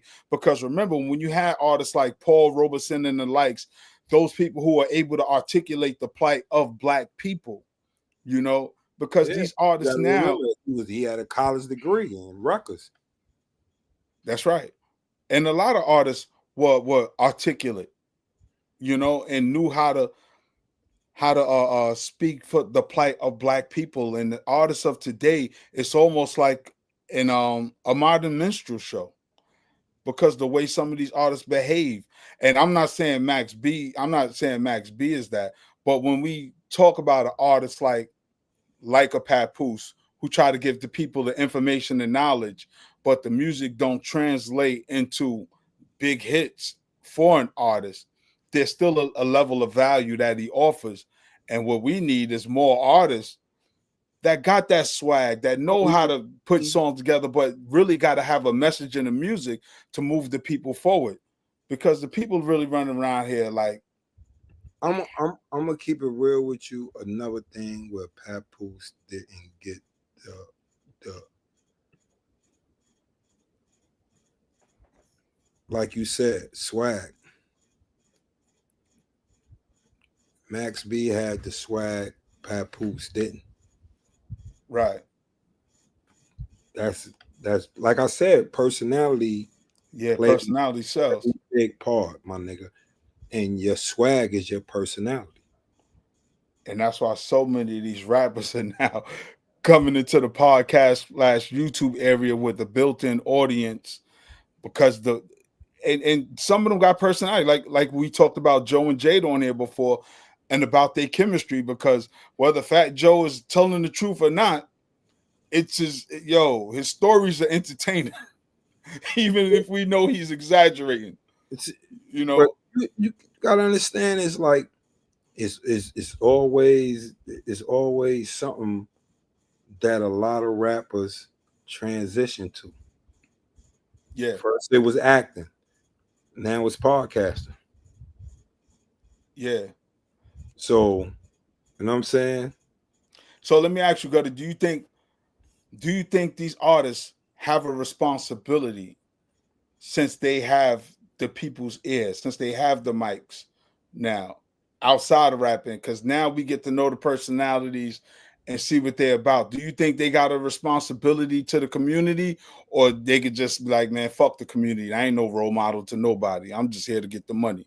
What's your thoughts on that? Depends on the subject you're talking about. I mean, you always got a responsibility to the community, you know what I'm saying? But it depends on it. Like, if y'all just talking about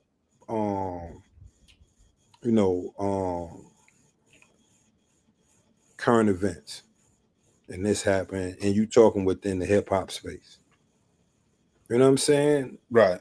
It's like everybody got their own opinions and what it is, and 9 times out of 10 is somebody's gonna come with a joke, my nigga. Yeah. Yeah.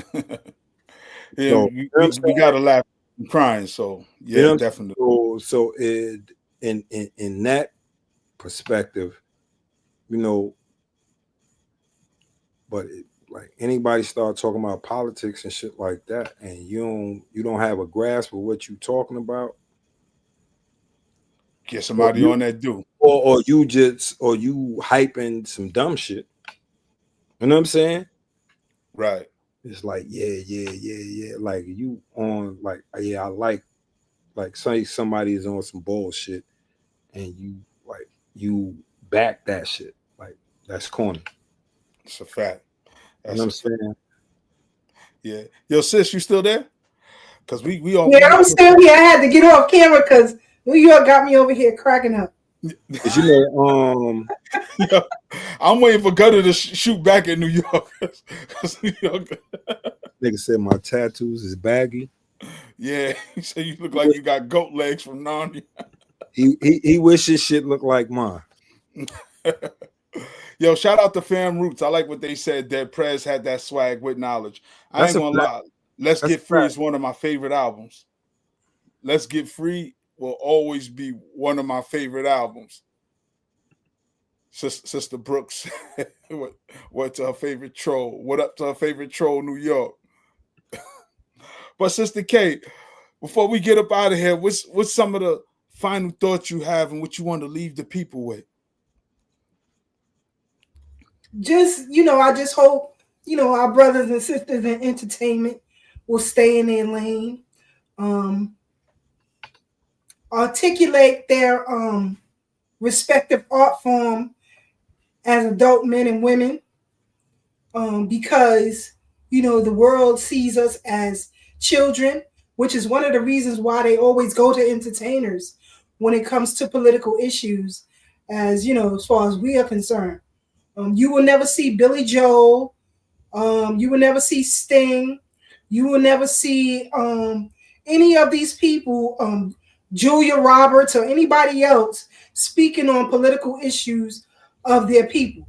It just doesn't happen. It doesn't happen. And we have to see it the same way. I hope that, Max B and, and Jim Jones continue to thrive in their respective art forms, but as men. Those that have transitioned into the podcast space or spaces, they have a responsibility. Whether you want to be a role model or not, if you enter into podcasting, which is a form of journalism, then you are a role model. You made that choice. Nobody put you in it. And so, think about it. No other persons. You don't see Joe Rogan acting like he's a 15-year-old, even though some of the things he could say is a bit facetious. But, he doesn't behave like a 15-year-old. Like, knock it off already.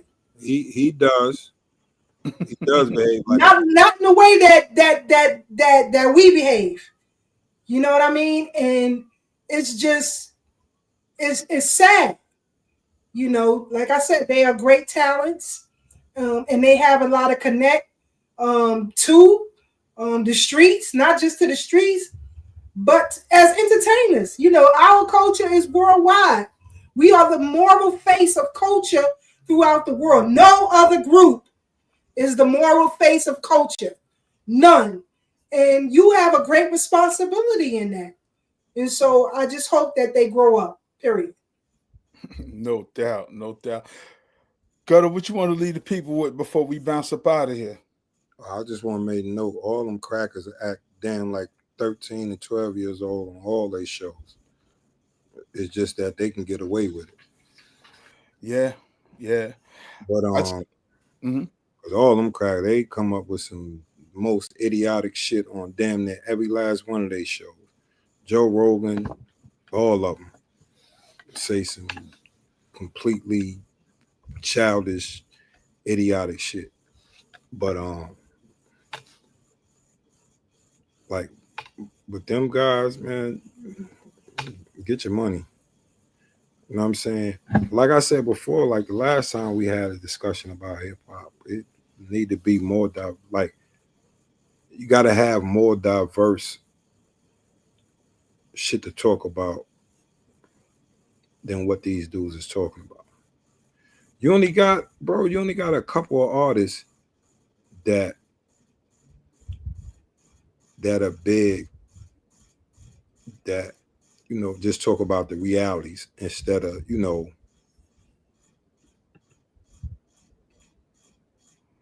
glorifying what goes on. Yeah, the negative part of our community. Yeah, as opposed to the positive. Because you got shit rapping, you got Kendrick and J. Cole. Yeah, as far as large artists that's not on their menu where they talking about, you know what I mean, that, but they still talk about the realities that go on in our communities. You know what I'm saying? Yeah, no doubt. All right, I definitely want to give a shout out to our number one troll, New York 4276. We rock with you heavy and hard body, bro. Got a number one hater, boy. He come. Look, I always laugh at troll New York, because he come in hate. But shout out to you, New York. We got mad love for you. Shout out to TL Ave Comcast. Gutta was in eyes on the prize. Yeah, he had on white gloves.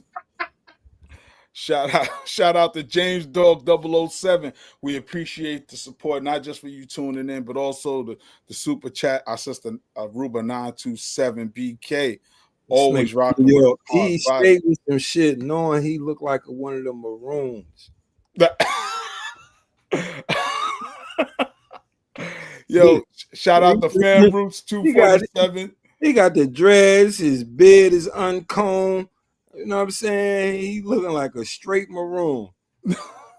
Out the mountains, Gutta? Yeah, I can picture that nigga with the white linen pants cut off at the calf, with no shirt on, with a machete. Come on, my nigga.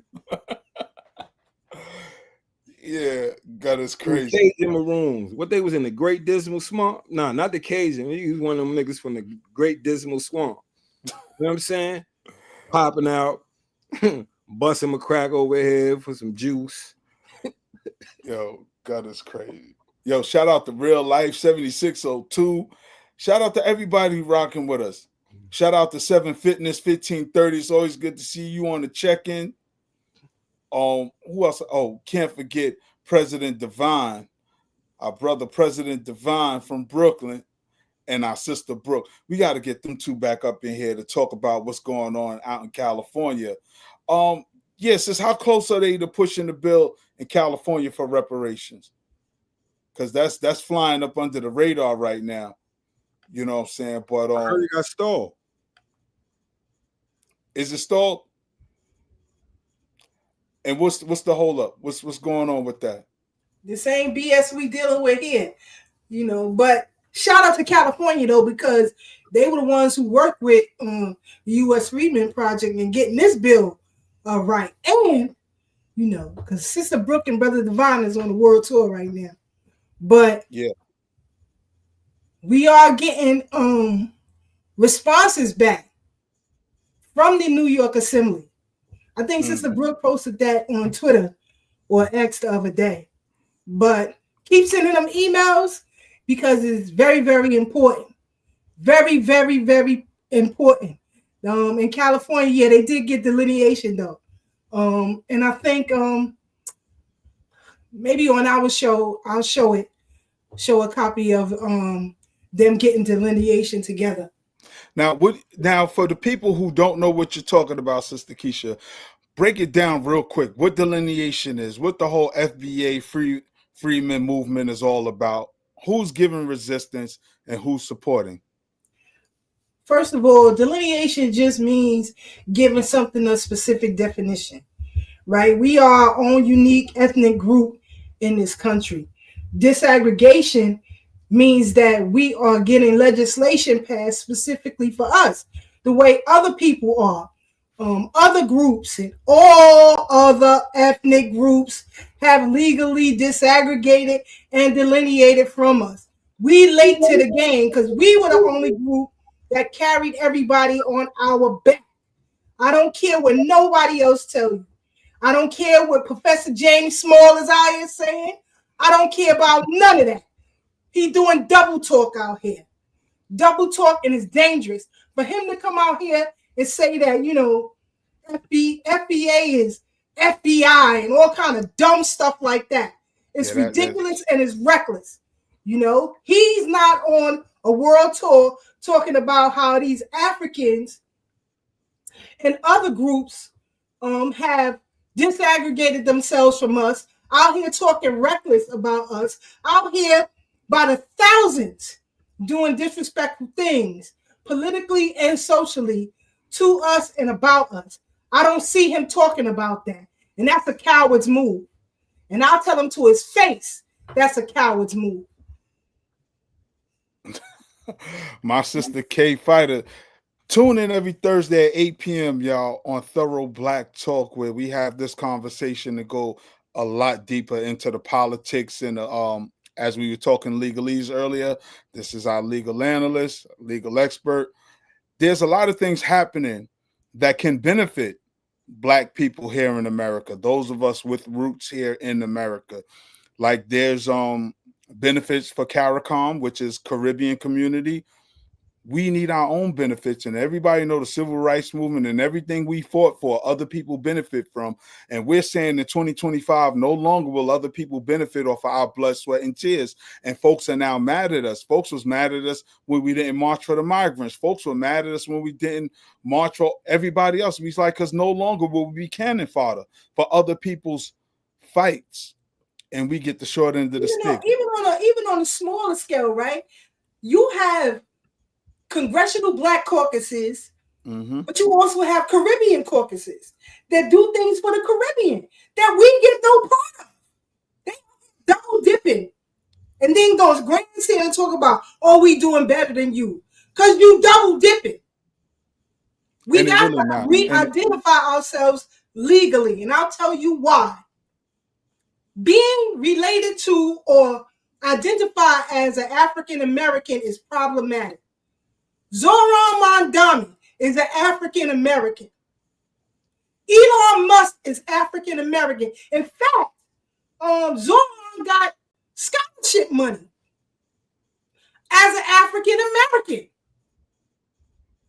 What about real Black people, real Black Americans who didn't get access to that scholarship program? This was out here happening. You got scholarship programs for Black people that everybody could qualify for based on their melanin. But then you got scholarship programs for Haitian children, for Jamaican children, for Nigerian children. You out here double dipping. And it's wrong. And I don't care what nobody said. So tune into Thorough Black Talk on Thursdays, where we go heavy on this, because if we don't get this right, our children are going to face all kind of hell. They're going to face all kind of hell because people are making political moves and have pushed us to the side. Just this week, you had a House Judiciary Committee meeting about the census. White, Black, and everybody was talking about how they're using our lineage to gain access to the numbers, even though the numbers are flawed. So they're trying to get that right. But everybody is standing on our back. And we're saying no more. And I don't give a damn who's in the way. Who's in the way? You're getting pushed over. So you can tell Professor Smalls I said what I said. And I think he's familiar with our sister too. And that is a fact. But family, we did it again. We tried a different time. Let us know how you feel about it. Also, drop where you from. If you're watching on the playback, drop where you watching it from. New York, Boston, Nebraska, wherever you at. Tap in. Let us know if you like it in the evening or in the afternoon. You know, we trying different things. And me and Gutta said, you know, we trying to match our schedule up. We're going to go live a little more throughout the week. You know, I can speak for myself. My schedule has been crazy. Gutta was telling me, bro, we need to record more, do stuff more. And I'm trying to do it, Gutta. I'm trying to do it. But my schedule been crazy. My schedule been crazy, but we definitely gonna be on a lot more. Always got our sister K Fighter riding with us, keeping us abreast of the politics. Always got my nigga the Maroon with us. I do, New York. Yeah. You know what I'm saying? Yeah. Word. He gonna be with us every time. Yeah, family. But we up out of here, man. Catch us next Sunday. And you can definitely catch us this Thursday, 8 p.m. on Thorough Black Talk Worldview. Next Thursday. Today is holiday week, so. Oh, that's right. This Thursday is yeah. We'll be back next Thursday. It's family day. Yeah, there you go, got a family day. Yeah. Or as Dr. Ishikamusa Barashangu said, in African people and European holidays, a Umoja Karamu, of unity feast. It's a day to spend with your family, just eat food with your family. Because I don't know, one Black family said, thank God for the pilgrims and stuff like that. So when you with your family, don't think it's about Europeans and stuff. It's about your family. Because the way the world is right now, you don't know how much longer you got grandma or mommy or auntie. So enjoy that time with them. Grandma call you over, auntie call you over to get a plate. Go get a plate and be with your family, man. Leave all that other shit alone, man. Don't care about what your particular cultural or political group say, man. Enjoy your family. So with that, y'all stay up, stay blessed, stay true, and we catch y'all next week. Peace.